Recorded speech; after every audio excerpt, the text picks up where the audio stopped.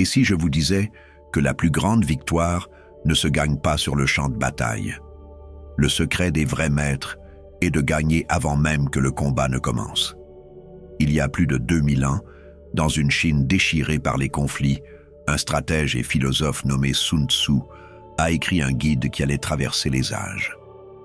Ce guide, l'art de la guerre, n'est pas un simple manuel pour les soldats, mais une profonde méditation sur la nature humaine, un code pour naviguer dans les complexités de la vie elle-même.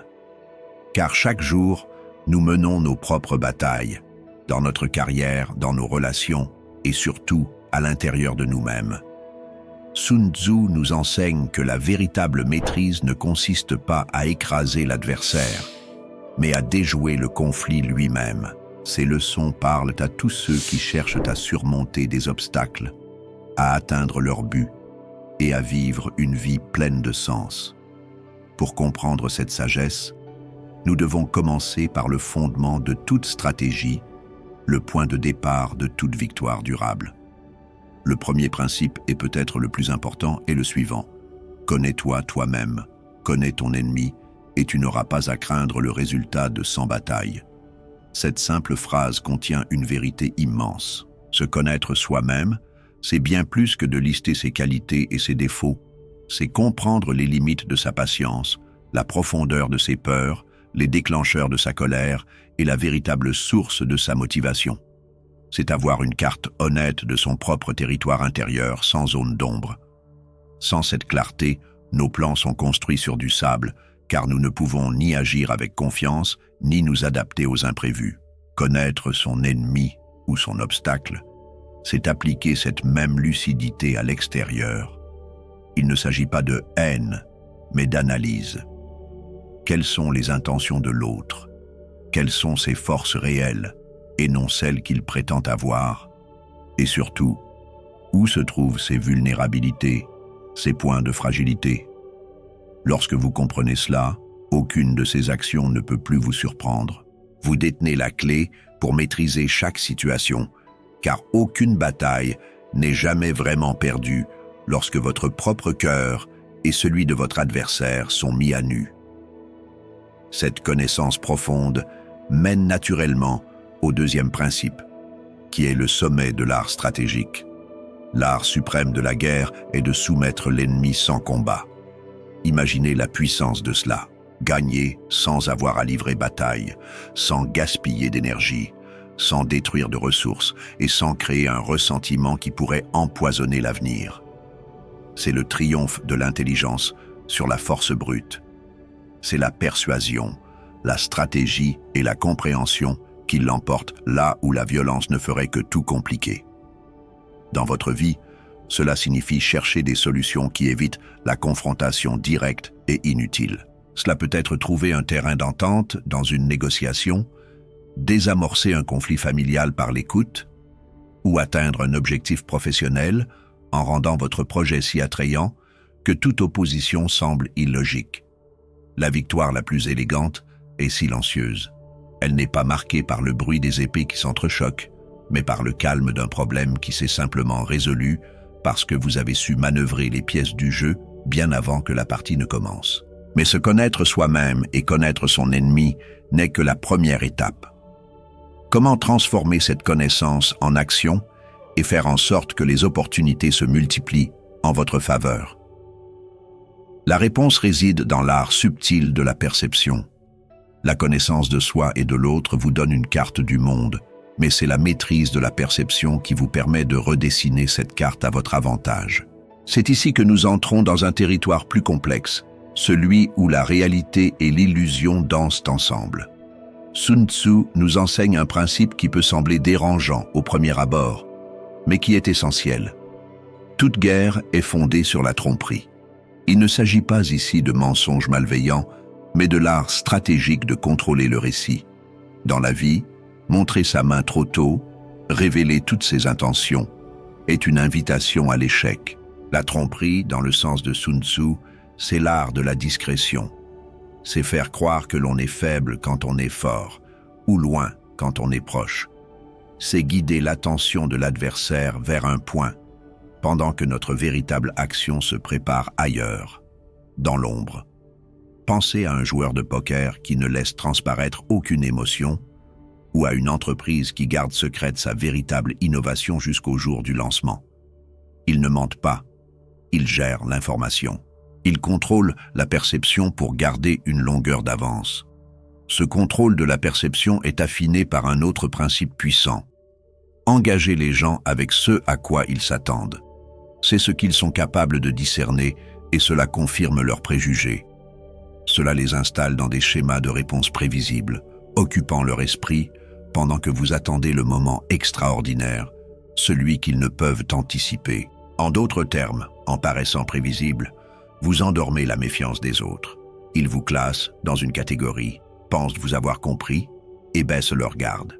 C'est précisément dans cet espace de fausse sécurité que votre véritable plan peut mûrir sans être dérangé. Vous vous cachez à la vue de tous. Les gens voient ce qu'ils s'attendent à voir, et cette tendance humaine est l'un de vos plus grands atouts.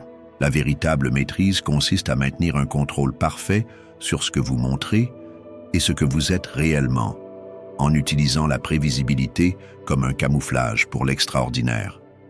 Mais que se passe-t-il lorsque la situation échappe à tout contrôle, lorsque les plans les mieux conçus volent en éclats? C'est là qu'intervient une des leçons les plus pleines d'espoir de Sun Tzu. Au milieu du chaos, il y a aussi des opportunités. Quand tout semble incertain, que la panique s'installe et que les autres sont aveuglés par la peur, celui qui reste calme et lucide peut trouver des avantages cachés.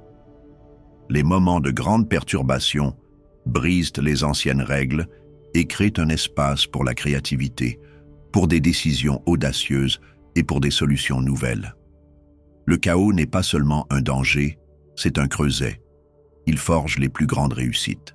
C'est dans la crise économique que de nouvelles entreprises innovantes naissent.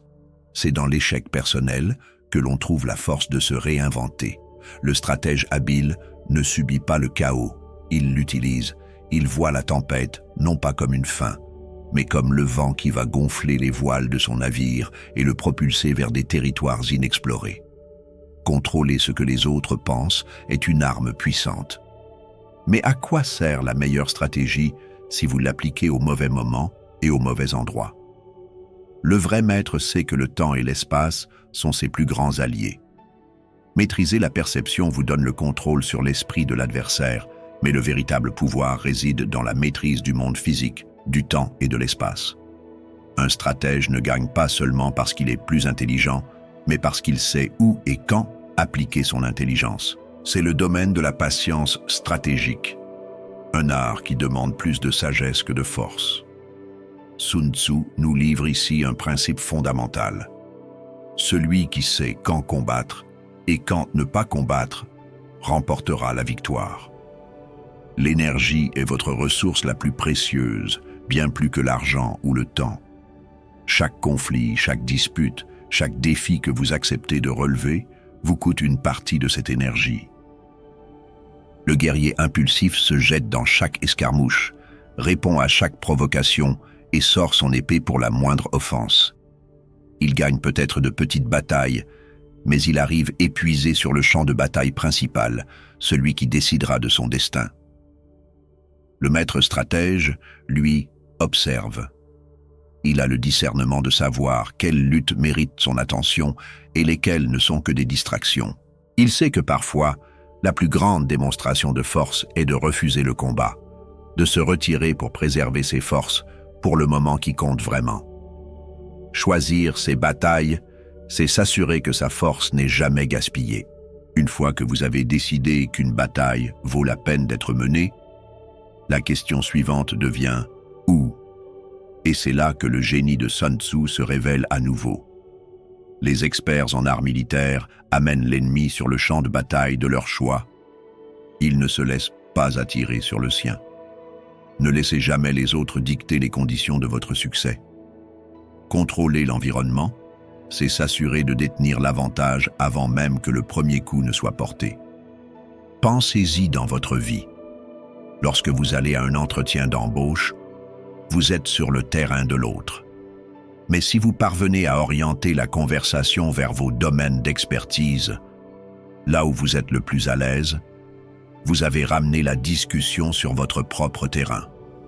Dans un débat, au lieu de répondre directement à une question piège, vous la reformulez pour qu'elle serve votre propre argumentation. Vous choisissez le terrain. Le maître stratège ne réagit pas aux défis là où ils se présentent. Il crée les circonstances, il prépare le terrain et il invite l'adversaire à venir s'y perdre. Cette maîtrise du temps et de l'espace culmine dans l'art du mouvement. Une fois que le quand et le où sont décidés, le comment devient crucial. Sun Tzu nous dit « Apparaissez au point que l'ennemi doit se hâter de défendre. Déplacez-vous rapidement vers les endroits où l'on ne vous attend pas. » C'est l'élément de surprise transformé en principe de vie. Gardez vos intentions fluides et vos actions imprévisibles. Si vous suivez toujours les mêmes schémas, vous devenez une cible facile. L'inattendu est votre plus grand allié. Frappez là où la résistance est la plus faible et où l'opportunité est la plus grande. Le succès vient souvent en allant là où les autres pensent qu'il est impossible d'aller.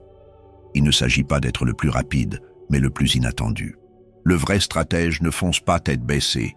Il se déplace comme l'eau, contournant les obstacles et s'infiltrant par les fissures que personne n'avait vues. Être au bon endroit, au bon moment, peut garantir la victoire. Mais même l'épée la plus aiguisée peut rouiller si elle est négligée. Comment garder votre force et vos tactiques toujours affûtées dans un monde qui ne cesse de changer? Nous avons vu comment choisir le terrain et le moment. Mais une fois la victoire obtenue, le plus grand danger n'est plus l'ennemi, mais soi-même. C'est le piège de l'arrogance, la maladie de la complaisance. Sun Tzu nous avertit avec une métaphore d'une clarté redoutable. Même la plus fine épée, si elle est plongée dans l'eau salée, finira par rouiller. La négligence est l'ennemi silencieux qui ronge les fondations les plus solides. Pensez à cette épée comme étant votre plus grande force. Un talent, une compétence, une relation précieuse, ou même votre santé. Au moment de la victoire, elle brille. Mais si vous la laissez de côté, si vous la considérez comme acquise, elle commencera à se corroder. La vigilance constante est le seul antidote. Un musicien qui arrête de pratiquer perd sa virtuosité. Une amitié qui n'est pas entretenue se fane. Des connaissances qui ne sont pas mises à jour deviennent obsolètes. La victoire d'hier peut créer l'illusion que l'effort n'est plus nécessaire, et c'est cette illusion qui est l'eau salée. Le véritable guerrier ne s'entraîne pas seulement pour gagner. Il continue de s'entraîner après avoir gagné, car il sait que la force n'est pas un état permanent, mais le résultat d'un entretien constant. Protéger ce qui compte pour vous demande un effort de tous les instants. Si vos outils et vos forces ont besoin d'un soin constant, il en va de même pour vos méthodes. Et c'est là que Sun Tzu nous met en garde contre le deuxième grand piège du succès. Ne répétez pas les tactiques qui vous ont permis de remporter une victoire, mais laissez vos méthodes s'adapter à l'infinie variété des circonstances. La vie est un fleuve en mouvement perpétuel. S'accrocher à une vieille carte alors que le paysage a changé est le plus court chemin vers l'échec. La stratégie qui a fonctionné hier est précisément celle que votre adversaire attend aujourd'hui. Le succès passé peut devenir une prison dorée, vous enfermant dans une formule qui a cessé d'être pertinente. L'entêtement mène à la stagnation, tandis que la flexibilité est le souffle de l'innovation. Soyez toujours prêt à vous réinventer, à désapprendre ce que vous pensiez savoir pour faire place à de nouvelles approches. Le but n'est pas de collectionner des victoires, mais de développer une capacité d'adaptation qui vous rendra victorieux dans n'importe quelle situation. Chaque nouveau défi est unique, il exige une réponse unique. Le maître stratège n'a pas un sac rempli d'anciennes ruses, il a un esprit capable d'en créer de nouvelles à volonté. Ces deux principes sont les deux faces d'une même pièce, la discipline. L'un vous demande de prendre soin de vos atouts, de garder votre épée aiguisée. L'autre vous demande de prendre soin de votre esprit, de le garder flexible et ouvert au changement. Avoir une épée parfaite, mais l'utiliser avec une tactique dépassée est inutile. Avoir une stratégie brillante, mais ne pas avoir la force de l'exécuter, l'est tout autant. Le chemin du maître est un chemin d'évolution constante, où chaque jour est une occasion d'affûter à la fois ses outils et sa pensée, de se préparer non pas pour la guerre d'hier, mais pour les défis imprévisibles de demain. S'adapter, c'est survivre, mais une armée sans un chef pour l'inspirer est perdue. Quelle est la véritable essence du leadership qui déplace des nations et transforme des gens ordinaires en héros? Un stratège flexible, doté d'une force bien entretenue, est redoutable. Mais pour qu'une vision devienne une réalité, pour qu'un groupe de personnes se transforme en une force unie, il faut un catalyseur. Ce catalyseur, c'est le leadership. Et la conception du leadership de Sun Tzu est à la fois intemporelle et profondément pertinente. Il nous dit « Un chef mène par l'exemple, non par la force ». C'est une distinction cruciale. La force peut obtenir l'obéissance, mais une obéissance craintive, fragile et temporaire. La force brise la volonté. L'exemple, au contraire, inspire la loyauté, un engagement authentique qui résiste à l'épreuve du temps. Les gens ne suivent pas des ordres, ils suivent le courage. Ils ne suivent pas un titre, ils suivent l'intégrité. Un vrai leader n'a pas besoin de crier pour être entendu, car ses actes parlent plus fort que n'importe quel mot. Il incarne les qualités qu'il attend des autres. Il partage les risques, il démontre son engagement et il montre le chemin non pas depuis l'arrière, à l'abri du danger, mais depuis le front. C'est ce type de leadership qui transforme des individus en une équipe soudée, prête à affronter n'importe quel défi, non pas par peur de la punition, mais par désir de suivre celui qui les inspire. Cette capacité à inspirer doit être couplée à une volonté de faire. Un leader n'est pas seulement un modèle, il est aussi le directeur de l'orchestre, celui qui impose le tempo. C'est le sens du 21e principe. Le combattant habile impose sa volonté à l'ennemi, mais ne permet pas que la volonté de l'ennemi lui soit imposée. C'est la différence fondamentale entre être proactif et être réactif. Le stratège médiocre réagit au mouvement de son adversaire. Il se laisse entraîner dans des combats qu'il n'a pas choisis, sur un terrain qui ne l'avantage pas. Il est un pion dans le jeu de l'autre. Le maître stratège, lui, est le maître du jeu. Il définit le rythme. Il choisit le lieu de la confrontation. Il façonne le récit. Il ne se laisse jamais déstabiliser par les pressions extérieures, car il possède une clarté d'objectif si intense qu'elle agit comme un bouclier. Mener, c'est dicter les termes, pas les subir. C'est rester le maître de son destin, quelles que soient les tempêtes qui font rage autour de soi. Pour être une source d'inspiration pour les siens et une force directrice face au destin, le leader doit cultiver une dernière qualité essentielle vis-à-vis de son adversaire, le mystère. Le secret tout entier, écrit Sun Tzu, consiste à dérouter l'ennemi de telle sorte qu'il ne puisse pas comprendre votre intention réelle. Pour vos alliés, vous devez être un livre ouvert, une source de clarté et de confiance. Pour votre adversaire, vous devez être un brouillard impénétrable. Lorsque vos intentions sont claires pour lui, il peut préparer une défense. Mais lorsque vos mouvements sont imprévisibles, lorsque vos intentions sont voilées, il est paralysé. Il est forcé d'attendre, de réagir, de deviner. Cette confusion est une arme offensive puissante. Elle sème le doute et l'hésitation, vous laissant le champ libre pour agir. Le leader accompli est donc un être à double facette, un phare de certitude pour son équipe et une énigme insondable pour ceux qui lui font face. Un grand chef inspire, mais il connaît aussi le prix de chaque mouvement. Il comprend que la victoire a un coût qui doit être calculé avant même le premier pas. C'est le moment où la stratégie rencontre son épreuve du feu. Un leader inspirant, qui contrôle le jeu et reste un mystère pour ses adversaires, est prêt à diriger. Mais diriger vers quoi? Vers la victoire. Et c'est ici, au cœur de l'action, que la philosophie de Sun Tzu devient la plus exigeante, la plus tranchante. C'est le moment où les plans doivent affronter la dure réalité. Et la première règle de cette confrontation est d'une prudence glaciale. Celui qui désire combattre doit d'abord en calculer le coût. Chaque décision que nous prenons a un prix. Se lancer dans l'action sans évaluer les conséquences est le chemin le plus sûr vers le regret.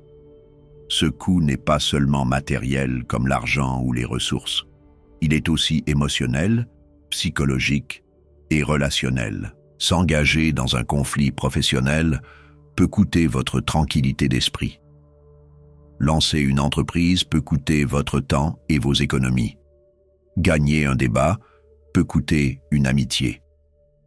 Le stratège avisé n'est pas un optimiste aveugle, c'est un réaliste impitoyable.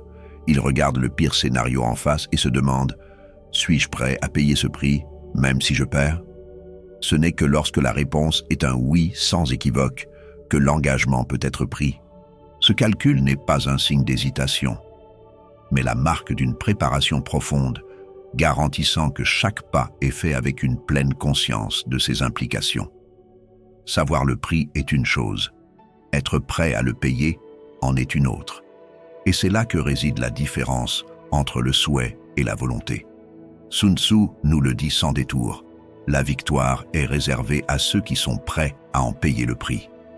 Les grandes réalisations n'arrivent pas par accident. Elles sont le fruit d'un sacrifice, d'un effort et d'une concentration sans faille. Les tentatives faites à moitié ne mènent qu'à la médiocrité. La victoire exige tout de vous. Elle demande votre temps, votre énergie, votre dévouement total.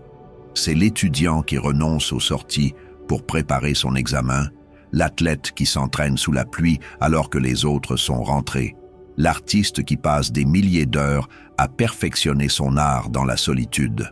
Ils ne subissent pas ce sacrifice, ils le choisissent. Ils comprennent que la récompense est à la hauteur de l'investissement. Vouloir la victoire sans être prêt à accepter la lutte est une douce illusion. Le vrai guerrier embrasse la difficulté, sachant que chaque goutte de sueur et chaque moment de doute font partie du prix à payer pour atteindre le sommet. Une fois le coût calculé et le prix accepté, il ne reste qu'une seule étape, l'action. Et à ce stade, il n'y a plus de place pour l'hésitation. Le temps de la réflexion est terminé. Sun Tzu exprime cette urgence avec une force brutale. Si je suis rapide, je survis. Si je ne le suis pas, je suis perdu. C'est la mort. Dans les moments critiques, la vitesse est la vie. Une opportunité est une porte qui ne reste ouverte qu'un instant. Hésiter, ne serait-ce qu'une seconde, c'est permettre à l'adversaire de prendre l'avantage, c'est laisser la chance vous filer entre les doigts. Agir avec rapidité ne signifie pas agir avec précipitation. La précipitation est une action sans pensée. La rapidité stratégique est le résultat d'une préparation si intense que lorsque le moment se présente, l'action devient un réflexe, une exécution parfaite et décisive. C'est le prédateur qui attend immobile pendant des heures et frappe en un éclair. Dans notre vie, ce sont ces moments où nous devons faire confiance à notre instinct, à notre préparation et agir. Car ceux qui agissent avec décision dans l'instant crucial ne sont pas seulement ceux qui récoltent les plus grandes récompenses, ce sont ceux qui survivent. Payer le prix de la victoire nous rend forts. Mais que se passe-t-il une fois la bataille terminée? La véritable preuve d'un maître ne réside pas dans sa façon de se battre, mais dans la manière dont il met fin à la guerre. Le prix de la victoire a été payé. Le moment décisif est passé. La bataille est gagnée. C'est ici que le guerrier ordinaire s'arrête, savourant son triomphe. Mais c'est ici que le maître stratège commence son travail le plus important, transformer une simple victoire en une paix durable. La sagesse suprême ne réside pas dans la capacité à détruire, mais dans l'art de conclure avec grâce et contrôle. Pour cela, Sun Tzu nous offre ses leçons finales, des leçons qui unissent la puissance et la compassion. La première est un jeu subtil de perception. Quand tu es fort, parais faible. Quand tu es faible, parais fort. Ce n'est pas seulement une tactique de combat, c'est une philosophie de vie. Simuler la force peut dissuader des agresseurs potentiels, vous évitant des conflits inutiles. Et simuler la faiblesse, c'est peut-être l'art le plus subtil. Cela peut inciter un adversaire trop confiant à se dévoiler, à commettre une erreur fatale, ou simplement le pousser à vous sous-estimer, vous laissant libre de manœuvrer en paix. C'est l'art de ne jamais laisser les autres mesurer avec précision votre véritable pouvoir, en gardant toujours le contrôle de l'image que vous projetez. Cette maîtrise de soi atteint son apogée dans la manière de traiter un adversaire vaincu. Un guerrier cruel cherche à humilier, à anéantir. Un maître stratège, lui, cherche à neutraliser. C'est pourquoi Sun Tzu donne ce conseil d'une profonde humanité. Construisez un pont d'or à votre ennemi pour qu'il puisse se retirer.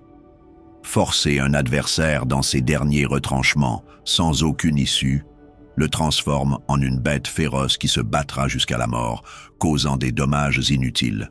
En lui offrant une sortie honorable, une voie de retraite, vous lui permettez de sauver la face. Cela met fin au conflit plus rapidement, sauve des vies et surtout, ne sème pas les graines d'une future vengeance. Vous ne gagnez pas seulement la bataille, vous gagnez la paix qui suit. C'est la marque de la véritable force, non pas la capacité d'écraser, mais la sagesse de savoir quand faire preuve de compassion.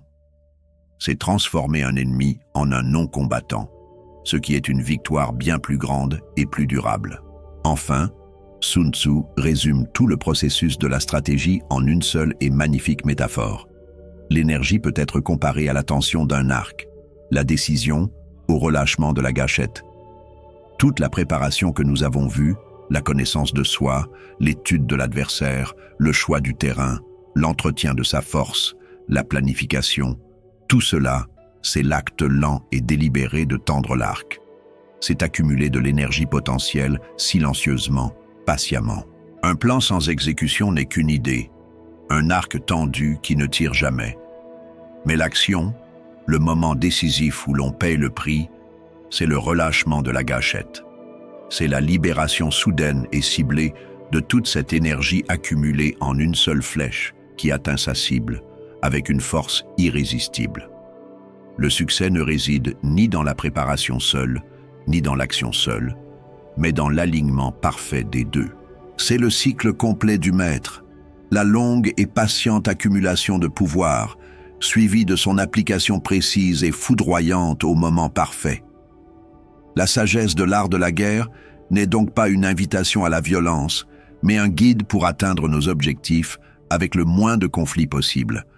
C'est un chemin de discipline, de connaissance de soi et d'une profonde compréhension de la nature humaine. La plus grande victoire, nous enseigne Sun Tzu, n'est pas celle que l'on remporte sur les autres, mais celle que l'on remporte sur ses propres impulsions, ses propres peurs et sa propre ignorance.